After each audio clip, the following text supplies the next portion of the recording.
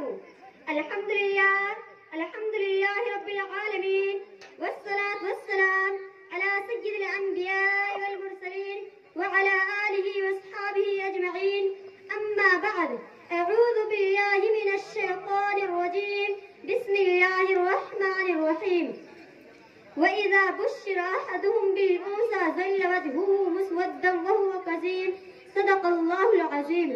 محترم حضرات سامعین کرام اور میری پردہ نشین ماں اور بہنوں اور طالبات، معاشرے کے اندر جو کمزور سمجھے جاتے ہیں یا یہ کہ اسلام کے عمل سے قبل جن کو کمزور سمجھا جاتا تھا، جیسے خواتین اور غلام باندیاں، مذہب اسلام نے ان کو احساس کمتری سے نکال کر احساس برتری عطا کی، ذلت اور پستی کے عمیق غارے سے نکال کر عزت اور رفعت کے کوہ ہمالیہ تک پہنچا دیا اور ان کے بہت سارے حقوق بیان کیے، چین و سکون اور راحت و آرام کے ساتھ زندگی گزارنے کا طریقہ عطا کیا۔ سچ تو یہ ہے کہ مذہب اسلام نے ان لوگوں پر بہت بڑا احسان کیا۔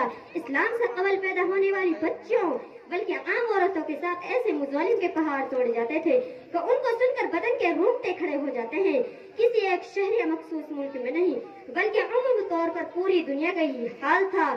عورتوں اور غلاموں کے ساتھ نارس حقوق ہی کیا جاتا تھا، بلکہ بہت سی ایسی ذہنیت کے بھی قائل تھے جو عورتوں کو انسان سمجھنے کے روادار نہ تھے۔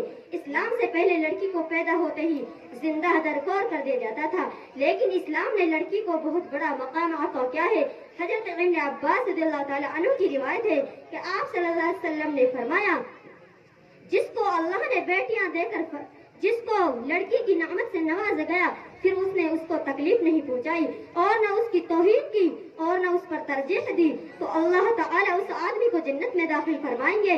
ام المؤمنین حضرت عائشہ رضی اللہ تعالیٰ عنہ روایت کرتی ہے کہ آپ صلی اللہ علیہ وسلم نے فرمایا کہ جس کو اللہ نے بیٹیاں دے کر آزمایا پھر اس نے لڑکیوں کے ساتھ اچھا سلوک کیا تو یہ لڑکیاں اس کے لیے جہنم سے آڑ ہوں گی، یعنی اپنے باپ کو جہنم میں داخل نہیں ہونے دیں گی۔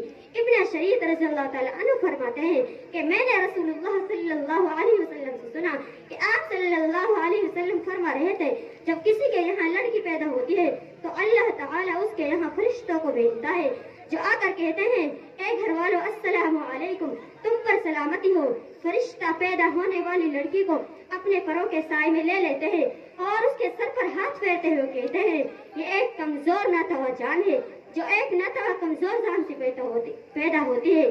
جو شخص اس ناتواں جان پر رشک کی ذمہ داری اٹھائے گا قیامت کے دن اللہ تعالیٰ اس کی مدد کرے گا، اور عورت صرف شوہر کے گھر کی نگہبان نہیں بلکہ اس کی اولاد کی بھی نگہبان ہے۔